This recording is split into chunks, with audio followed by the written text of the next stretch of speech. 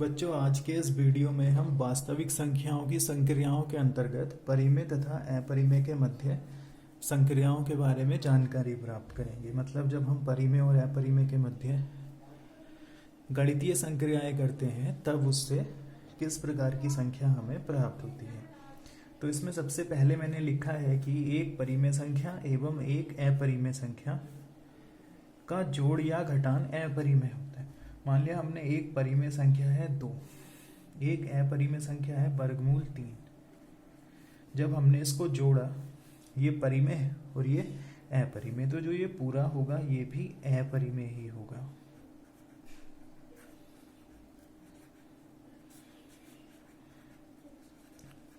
इसी प्रकार हम मान लो ऐसे कर सकते हैं 10 माइनस 3 वर्गमूल 2, ये परिमेय है और ये अपरिमेय, इसको घटा के भी हमें अपरिमेय ही प्राप्त होता है। अब यहाँ दूसरा इसका क्या है, दूसरा ये है कि एक अपरिमेय संख्या और एक शून्येतर परिमेय संख्या का गुणनफल अपरिमेय होता है। जैसे हम 5/3 तो है हमारी परिमेय संख्या, गुणा हम इसमें वर्गमूल 2/3 से गुणा कर लें, ये परिमेय और ये अपरिमेय। तो इसका जो रिजल्ट होगा बच्चों वो अपरिमेय होगा। दूसरा उदाहरण देखते हैं। 2/3 को भाग मानना है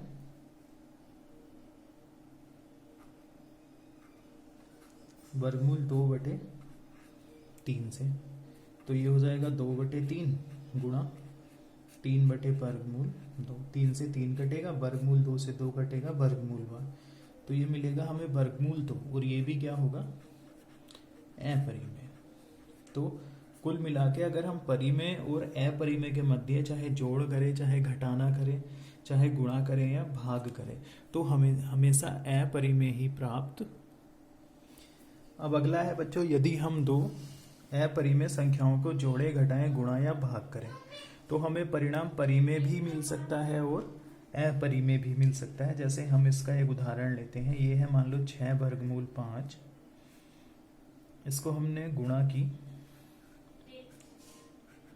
3 वर्गमूल 5 से, ये भी अपरिमेय है, ये भी अपरिमेय।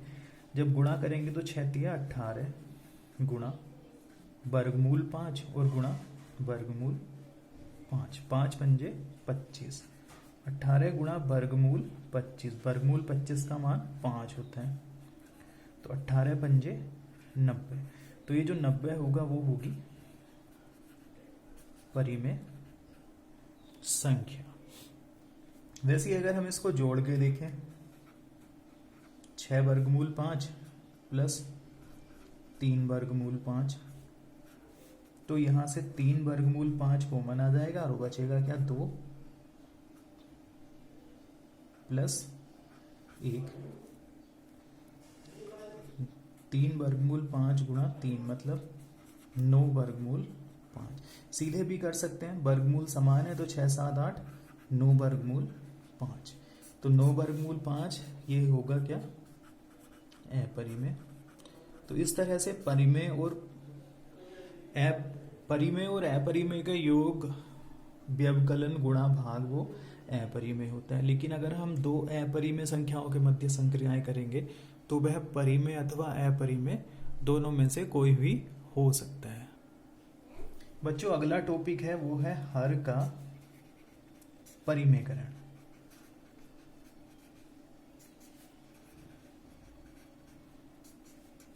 हर का परिमेयकरण कैसे होता है? उसमें होता है हर के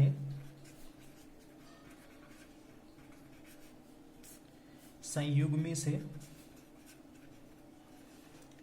अंश तथा हर में गुणा करते हैं। जैसे पहला है 1/वर्गमूल a। जब भी हमें इस तरह की संख्याओं के हर का परिमेयकरण करना होगा तो इसके हर का संयुग्मी जो होगा वो वर्गमूल a ही होगा, वो होगा वर्गमूल a। इसी से हम इसके अंश में भी गुणा करेंगे, इसी से हर में भी। जैसे एक उदाहरण लेते हैं यहाँ 1/वर्गमूल 5। तो यहाँ हर का संयुग्मी बराबर होगा वर्गमूल 5। वर्गमूल 5 से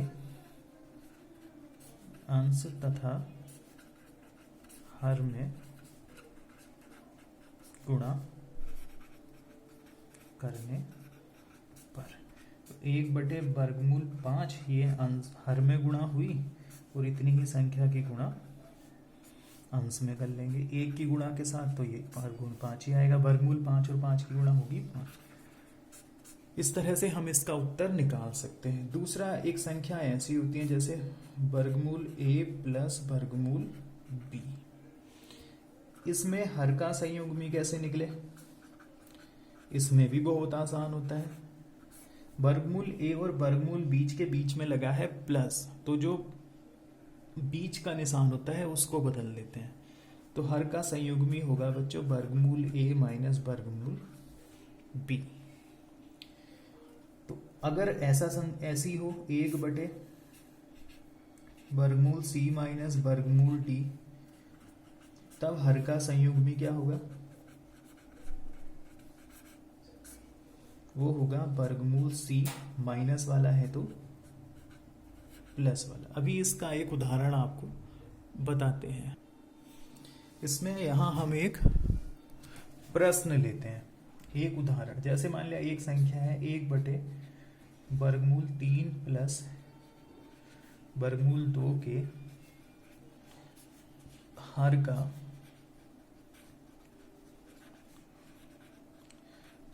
परिमेयकरण करो। ठीक है, हर का संयुग्मी क्या होगा?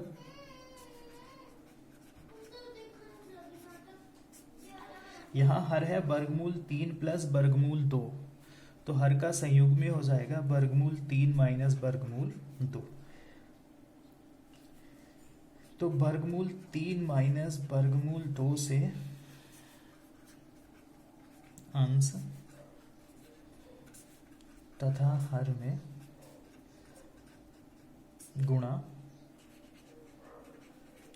करने पर। ये हो गया 1/वर्गमूल 3 प्लस वर्गमूल 2। इसका संयुग्मी होगा वर्गमूल 3 माइनस वर्गमूल 2।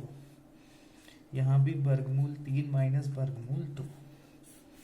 ऊपर तो सीधे गुणा हो जाएगी वर्गमूल 3 माइनस वर्गमूल 2। यहाँ a plus B a minus B की तरह से, तो हम इसमें सर्वसमीका लगा लेंगे। वर्गमूल 3 का वर्ग माइनस वर्गमूल 2 का वर्ग।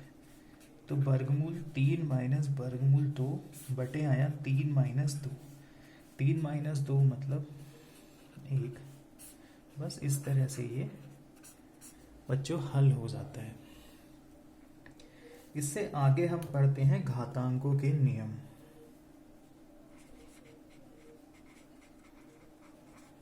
घातांकों के नियम।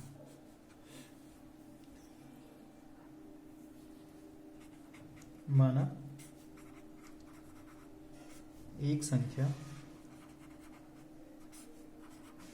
a है, तब a गुणा a गुणा a गुणा a बराबर, यहां हमने a को 4 बार गुणा किया है तो ये होगा a की पावर 4। ये जो नीचे लिखा है इसे बोलते हैं हम आधार और इसे बोलते हैं हम घात। a की पावर 4।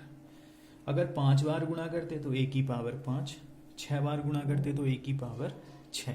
इन्हीं घातांकों पर आधारित बच्चों कुछ नियम हैं, जोड़ जो गुणा के कुछ भाग के, उसके बारे में अभी आगे डिस्कस करेंगे।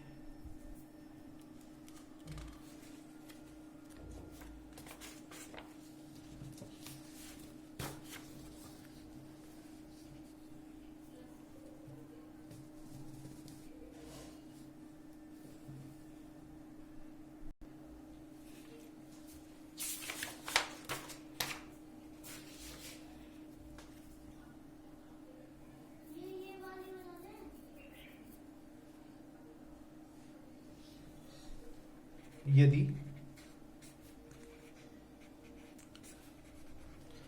घात के ऊपर भी घात लगी हो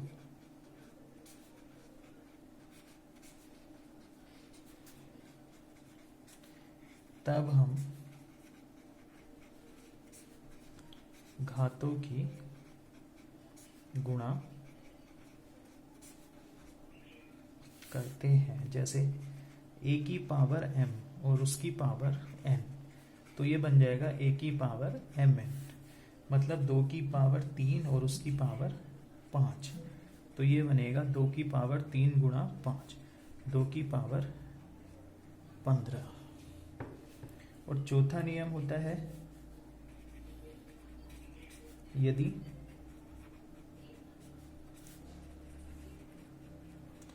आधार अलग अलग व घातें समान हो तब हम आधारों की गुणा करके समान घात लगा देते हैं।